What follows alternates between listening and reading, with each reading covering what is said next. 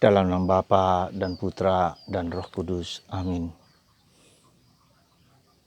Allah Bapa di surga, kami mengucap syukur bahwa Kau memberikan kepada kami contoh seorang nabi terakhir, yaitu Yohanes Pemandi. Seperti yang diungkapkan dan dirindukan oleh umat perjanjian lama, akan muncul Elia baru, yaitu dalam diri Yohanes Pemandi, yang mengajak untuk bertobat, untuk kembali kepada Tuhan, memulihkan hubungan bapa dan anak, memulihkan relasi Israel kepada Yahweh yang benar, yaitu pertobatan. Bantu kami ya Bapa untuk mengalami Engkau dalam hidup kami. Terpujilah namamu kini dan sepanjang masa. Amin. Saudaraku yang terkasih, masih kita bicara tentang Yohanes Pembandi, ya, di mana Yesus mengatakan bahwa dialah yang diharapkan oleh bangsa Israel, akan Elia yang baru yang datang untuk mempersiapkan kedatangan Sang Juru Selamat, Sang Penebus, Sang Pembebas, ya, untuk memulihkan hubungan relasi Allah dan manusia, relasi Allah dan Israel, relasi kita dengan Allah, ya, di mana Allah adalah segala-galanya yang tak tergantikan oleh apapun juga. Dan itulah yang dinyatakan oleh Nabi Elia pada zamannya. Dia adalah seorang nabi besar, tetapi termasuk dalam kelompok nabi-nabi kecil seperti Elia, Hosea, Amos, dan seterusnya. Nah, kenapa besar? Karena sebetulnya dia adalah penegak. Allah adalah Yahweh, Allah yang telah membebaskan bangsa Israel dari perbudakan. Musa yang memberikan hukum Tuhan, membimbing umatnya untuk bersandar kepada hukum Tuhan. Dan pada zaman Elia, Tuhan Yahweh itu diselewengkan dengan adanya Baal. Adanya Allah Baal yang bukan Allah Yahweh bangsa Israel, dan sehingga Nabi Elia diutus Allah untuk menunjukkan ini kemarahan Elia. Karena yang membawa adalah istri dari Raja Ahab, sehingga orang beralih kepada Baal itu yang dibawa oleh Yezebel, seorang putri dari imam Baal, imam palsu. Dan itu membuat murka Elia, ya, dan menantang percaya kepada Baal atau percaya kepada Yahweh, ya. Nah, maka untuk itu, dan Elia melawan raja dan ratu, tentu saja itu sesuatu yang tidak gampang, tidak mudah. Karena itulah selama 3 tahun Elia mengatakan mengunci langit, tidak ada hujan, dan tidak ada hujan. Anda bayangkan 3,5 tahun tidak ada hujan, itu berarti kemiskinan, berarti orang mati, banyak orang tidak dapat makan, tidak dapat apapun juga, seperti Anda lihat dalam janda Sarfat itu. Ini makanan tertinggi kami yang terakhir. Tapi karena dia diminta untuk memberikan kepada Elia, maka terjadilah, ya. Nah, kemudian yang kedua juga Elia juga penuh mengatakan itu kepada raja, ya, untuk bertobat. Lalu ditantanglah antara Nabi Baal dan Elia. Maka korban Elia dengan gampang disambar petir, tiga api yang menyalakan korban itu tanpa ada korban apapun. Dan menunjukkan itulah Allah yang sesungguhnya, Allah yang benar. Sedangkan nabi-nabi Baal bernari-nari, bernyanyi-nyanyi, tidak ada yang bisa membakar tanpa api dari tangan manusia. Dan itulah yang mau mengatakan Elia baru itu adalah Yohanes yang mau mengatakan pilih telah Allah. Ya, yakinlah bahwa Allah kita itu adalah Allah yang setia, Allah yang tak pernah meninggalkan kita, Allah yang memberikan kedamaian, Allah memberikan kekuatan, Allah memberikan rahmat kepada kita. Nah, Elia baru itulah, yaitu Yohanes menunjukkan kepada Yesus, itulah Yesus adalah utusan Allah. Nah, pemahaman Yohanes Pembandi tentang Elia ini adalah suatu proses perjalanan yang tidak mudah, yang panjang gitu loh. Dan Yohanes Pembandi mengatakan itulah Yesus adalah anak domba Allah Itu bukan sesuatu yang gampang, suatu proses yang penemuan pencarian dari Elia yang selama puluhan tahun berada di padang gurun, padang belantara, padang sunyi untuk mengendaki kehendak Allah itu seperti apa.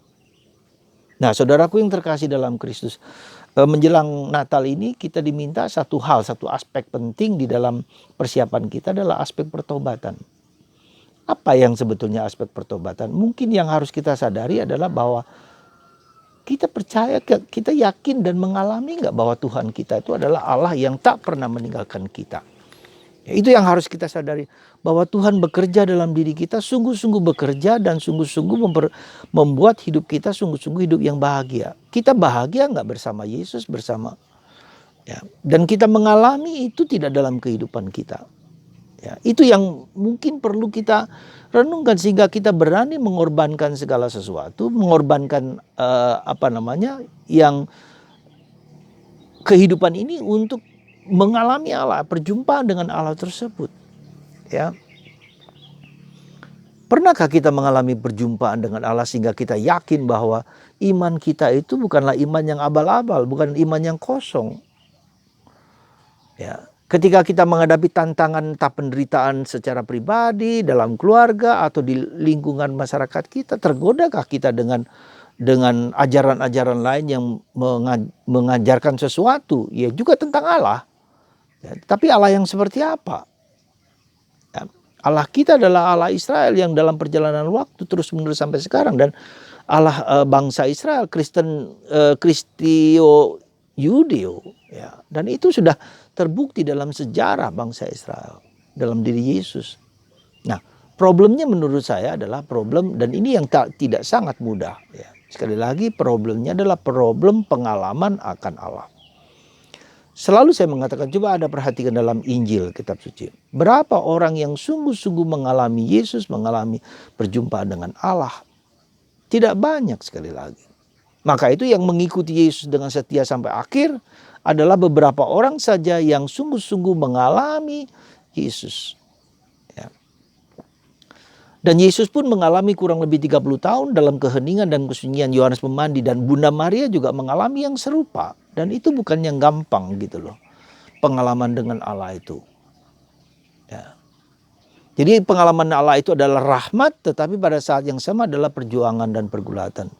Yesus, Bunda Maria, dan Yohanes Pemandi tidak dibebaskan dari pencarian itu. Ya, pergulatan pencarian itu. Maka salah satu unsur penting di dalam hidup kita adalah kita bukan hanya berdoa, devosi, tidak jelek, bagus terus-terusan, tapi harus ada pengetahuan, pemahaman, dan bukan pengetahuan juga, tapi pengalaman. Nah, maka kita lihat ketika Yesus disalib, dia mengatakan apa? Salah satu sabdanya, ampunilah mereka karena mereka tidak tahu apa yang mereka buat. Mereka tidak tahu apa yang mereka buat. Itu bukan hanya untuk orang Yahudi, mungkin juga untuk kita. Kita tidak tahu akan ajaran kita. Kita tidak tahu akan iman kita. Siapakah iman? Maka kita harus terus mencari, mengenal. Kenapa harus menjadi Katolik? Kenapa tidak yang lain? Dan itu merupakan tantangan bagi kita semua untuk melihat, untuk mengalami itu juga di dalam hidup kita sehari-hari.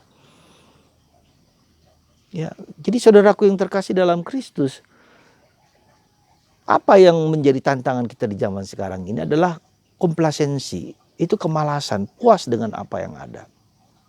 Ya sudah, cukup aja. Ketika orang menyerang kita, ketika orang tidak lebih baik kepada agama lain, kita juga tidak tahu harus menjawab seperti apa. Itu satu hal. Jadi pengetahuan, tapi juga pengalaman. Ya, kita banyak sekali mendengar, membaca, memperhatikan YouTube segala macam sekarang lewat itu semua. Tapi apakah setelah itu apa yang harus kita lakukan? Apa yang harus kita buat? Kita ngomong, kita komentar, tapi kita melakukan apa untuk mengalami Yesus itu? Karena kunci gitu loh, menurut saya kunci kehidupan kita adalah pengalaman akan Allah. Kalau kita ingin menjadi mendalam, kalau kita ingin menjadi dekat dengan Tuhan, tidak ada cara lain kecuali mengalami Allah. Ya. Dan pengalaman Allah itu adalah pengalaman di dalam konkret situasi kita. Ya, nah sekali lagi kita tidak cukup hanya ritual, liturgikal, bersama-sama, komunal, itu bagus, tidak apa, itu pasti. Tapi pengalaman akan Allah itu adalah dari 10 orang mungkin hanya satu pun sudah cukup. 100 orang satu pun sudah cukup. Kita lihat para rasul sendiri, kita lihat berapa orang. Nah, jadi saudaraku yang terkasih, kalau Anda tergerak dan sungguh-sungguh tergerak untuk masuk lebih dalam, silahkan mencari bagaimana caranya supaya saya mengalami Allah yang sungguh-sungguh hidup dalam diriku. Tentu saja Allah telah menyatakan itu kepada kita, tetapi harus dijawab dengan hidup kita sendiri. Nah, sekali lagi menurut saya ya, dari apa yang saya alami dan saya rasakan, saya lihat bahwa panduan dari Santa Teresa dari Avila itu adalah salah satu jawaban. Ya, dia mengalami Allah sungguh-sungguh. Setelah mengalami suatu peristiwa pertobatan hampir mati dan seterusnya, dia mengalami Allah perubahan, transformasi, inner transformation katakanlah. Transformasi batin, ya, bukan hanya transformasi luar. Jadi saya mau mengatakan bahwa pertobatan pembaharuan hidup itu bukan dari luar. Entah gunung api meletus, entah apa saja penderitaan luar biasa, entah mujizat yang paling besar sekalipun, tidak akan banyak mengubah orang kalau tidak ada perubahan dari dalam. Dan itu bagaimana? Ya Anda sendiri. Ya, maka sekali lagi perlu ada orang yang coaching. Coaching itu adalah coaching orang seperti pelatih yang bukan hanya melatih, tetapi secara pribadi orang dilatih untuk maju, berkembang, untuk berdoa, untuk memberikan waktu dirinya kepada Allah. Saya mempunyai kelompok doa yang disebut Mahkota Maria atau Corona Maria yang mengajak Anda untuk lebih dalam. Bangun pagi jam 3, ya. Doa rosario, doa untuk gereja, doa untuk siapa. Itu pertobatan pribadi, doa juga. Nah, juga dengan jam puasa Senin, Rabu, Jumat, ya, tidak makan setelah makan malam sampai besoknya siang.